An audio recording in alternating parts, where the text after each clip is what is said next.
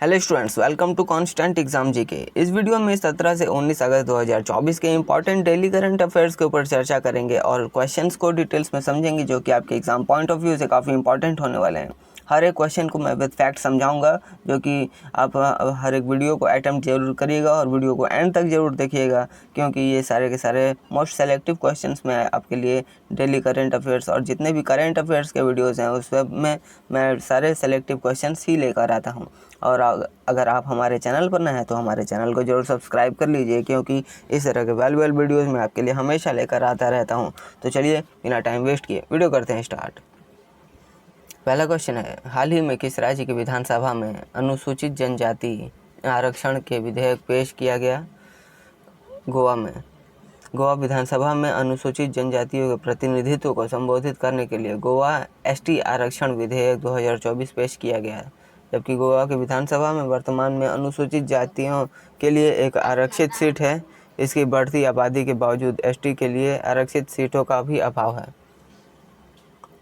Paris 2024 Olympic में किस देश की पुरुष हॉकी टीम ने कांस्य पदक जीता है? भारत ने। यह पुरुष हॉकी टीम भारत जो कि तीसरे स्थान के मैच में स्पेन को 2-1 से हराकर पेरिस 2024 ओलंपिक में कांस्य पदक जीता है। यह उपलब्धि इसलिए उल्लेखनीय है क्योंकि यह 1972 के म्यूनिख खेल के बाद हॉकी में भारत का पहला लगातार ओलंपिक पदक है। किस भारतीय सार्वजनिक क्षेत्र की कंपनी ने भारतीय रेलवे के लिए साइबर सुरक्षा को मजबूत करने के लिए साइलस के साथ साझेदारी की है?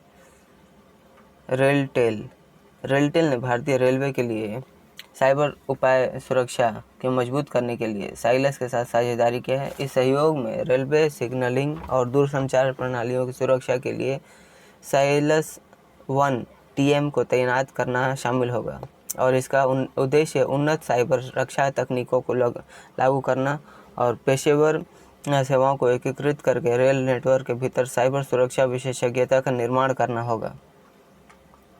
कौन सी कंपनी एनटीपीसी के कायमकुलम संयुक्त चक्र विद्युत संयंत्र में भारत की पहली मेथनॉल आधारित गैस टरबाइन का प्रदर्शन करेगी? BHEL, Bharat heavy electrical limited इसका फुल फॉर्म होगा। बीएचईएल का, बीएचईएल, आप इसका फुल फॉर्म भी जरूर याद रखिएगा, एग्जाम में फुल फॉर्म भी पूछा जाता है। BHEL Bharat heavy electricals limited, और यह कायमकुलम संयुक्त चक्र विद्युत संयंत्र में भारत की पहली मेथनॉल फायर गैस टरबाइन का प्रदर्शन करने के लिए तैयार है।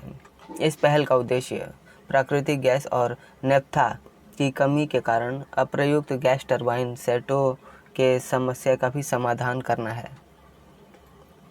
केंद्रीय विद्युत विनियामक आयोग के सदस्य के रूप में किसे नियुक्त किया गया है? हरीश दुदानी को। जी हाँ, हरीश दुदानी ये 6 अगस्त को ही सदस्य के रूप में नियुक्त किए गए हैं और इनकी नियुक्ति घोषणा बिजली मंत्रालय द्वारा की गई। उन्होंने इस दिन पद और गोपनीयता की भी शपथ ली थी। विद्युत विनियामक आयोग अधिनियम 1998 के तहत स्थापित और विद्युत अधिनियम 2003 के तहत काम करने वाले सीईआरसी ट्रैफिक को विनियमित करने, अंतर्राज्यीय ट्रांसमिशन के लिए लाइसेंस देने और बिजली क्षेत्र के भीतर विवादों का निपटारा करने के लिए भी जिम्मेदार होता है ये आयोग। किस देश ने आईटीयू सहयोग से AI Bharat 5G 6G sandbox hackathon launch किया है? भारत ने। 11 अगस्त 2024 को प्रधानमंत्री द्वारा कितनी जलवायु लचीली बीज किस्मों का अनावरण किया गया है? तो राइट आंसर 109 ऐसे बीजों का जिसमें जलवायु लचीली और जैव सशक्त होंगे। भारतीय कृषि अनुसंधान परिषद द्वारा विकसित किया गया ये बीज 61 विभिन्न फसलों को कवर करता है, जिसमें खेत और बागवानी दोनों किस्में शामिल हैं। और इस पहल का लक्ष्य कृषि उत्पादक का बढ़ावा देना, पोषण गुणवत्ता को बढ़ावा और किसानों की आय में सुधार करना होगा।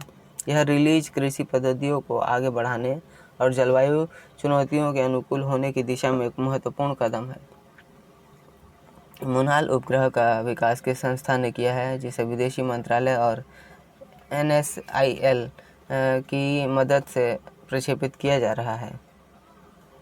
नेपाल विज्ञान प्रौद्योगिकी academy is the right answer. Bharat की दूसरी परमाणु ऊर्जा चालित बैलिस्टिक मिसाइल पनडुब्बी का नाम क्या है जिसे जलावतरण के लिए तैयार किया गया है?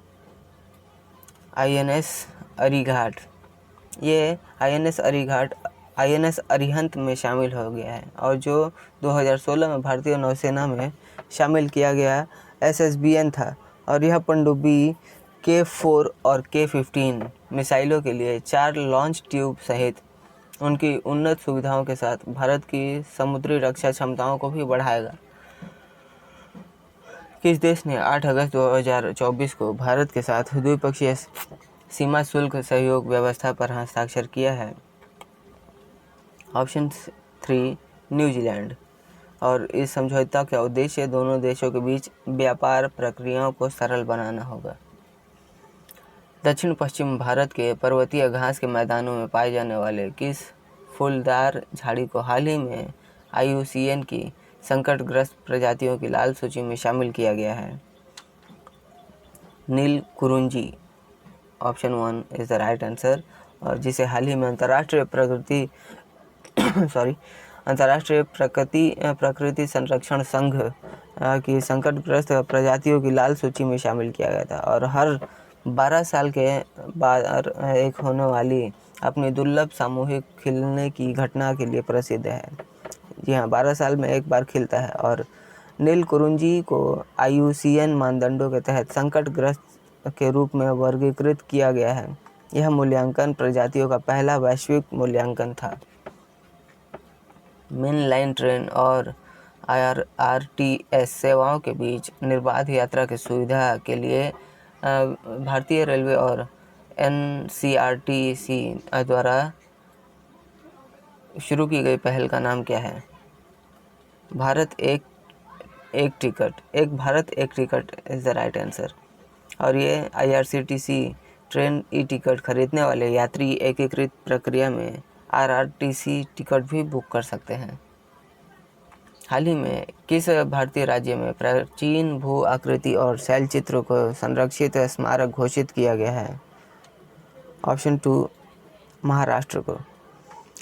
महाराष्ट्र सरकार ने रत्नागिरी में प्राचीन मध्य पाषाण भू आकृति और शैल चित्र को संरक्षित स्मारक घोषित किया है, जो कि हजारों साल पुरानी इन शैल कलाकृतियों में 70 स्थलों पर 1500 से भी ज़्यादा जानवरों और पदचिन्हों का चित्रण मानचित्र पर शामिल किया गया है। इनमें से कुछ स्थल यूनेस्को के संभावित विश्व धरोहर सूची में भी हैं और उनके सांस्कृतिक और ऐतिहासिक महत्व को भी उजागर करते हैं। महाराष्ट्र प्राचीन स्मारक और पुरातत्व स्थल अवशेष अधिनियम 1960 के तहत संरक्षण प्रदान किया जाता है ताकि भविष्य की पीढ़ियों के लिए उनका संरक्षण सुनिश्चित किया जा सके। वार्षिक मित्र शक्ति सैन्य अभ्यास में भारत के साथ कौन सा देश भाग लेता है? श्रीलंका। 2012 में यह शुरू किया गया था अभ्यास और भारत और श्रीलंका के बीच बारी बारी से किया जाता है, जिससे दोनों सेनाओं को अलग अलग परिचालन वातावरण में एक साथ प्रशिक्षण लेने का भी मौका मिलता रहे। NHPC लिमिटेड के नए अध्यक्ष और प्रबंध निदेशक के रूप में किसे नियुक्त किया गया है? राजकुमार चौधरी को। और NHPC का उनका यह करियर 1989 से शुरू हुआ था और इसकी नेतृत्वकारी भूमिका में आने से उन्होंने निदेशक सहित विभिन्न प्रमुख पदों पर भी काम किया हुआ है। पहली बार वैश्विक महिला कबड्डी किस भारतीय राज्य में शुरू होगी? राइट आंसर हरियाणा में। जी हाँ, पहली बार यह वैश्विक महिला कबड्डी का आयोजन हुआ है और जिसका आधिकारिक नाम ग्लोबल प्रवासी महिला कबड्डी लीग है और सितंबर में यह हरियाणा में शुरू होने वाली है। और यह टूर्नामेंट अंतर्राष्ट्रीय स्तर पर महिला कबड्डी को बढ़ावा देने के लिए एक महत्वपूर्ण पहल है, जिसमें 15 से अधिक एथलीट भाग लेंगे। सो स्टूडेंट्स, ये थे आज की हमारे इंपॉर्टेंट करंट अफेयर जो कि आपके एग्ज़ाम्स के लिए काफ़ी इंपॉर्टेंट हैं। ये काफ़ी सेलेक्टिव क्वेश्चंस थे जो कि आपके एग्ज़ाम्स के लिए मैं आपके लिए इस वीडियो में लेकर आया था। और हाँ, अगर वीडियो पसंद आई है तो वीडियो को अधिक से अधिक उन लोगों को जरूर शेयर करिए जो कॉम्पिटिटिव एग्ज़ाम्स की तैयारी कर रहे हैं, ताकि उन्हें भी इन सारे क्वेश्चंस का हेल्प मिले। और वीडियो पसंद आई है तो वीडियो पर एक लाइक ज़रूर करिएगा, और हमारे चैनल पर अगर आप नए हैं तो हमारे चैनल को भी ज़रूर सब्सक्राइब कर लीजिए, क्योंकि इस तरह के वैल्यूएबल वीडियोज़ मैं आपके लिए हमेशा लेकर आते रहता हूँ जो कि आपके एग्ज़ाम्स के लिए काफ़ी इंपॉर्टेंट होते हैं। और अगर आपने हमारे पिछले वीडियोज़ को भी देखना है तो आप हमारे चैनल पर भी विज़िट कर सकते हैं, जहां पर मैंने डिफरेंट टॉपिक्स के ऊपर प्लेलिस्ट बना रखी है, जो कि ये जितने भी एग्ज़ाम्स हैं उन सभी से रिलेटेड डिफरेंट टॉपिक्स के ऊपर मैंने वीडियो बनाई है, तो आप उन्हें भी चेकआउट करिए। तो चलिए मिलते हैं नेक्स्ट वीडियो में, तब तक के लिए कीप वॉचिंग, कीप प्रिपेयरिंग।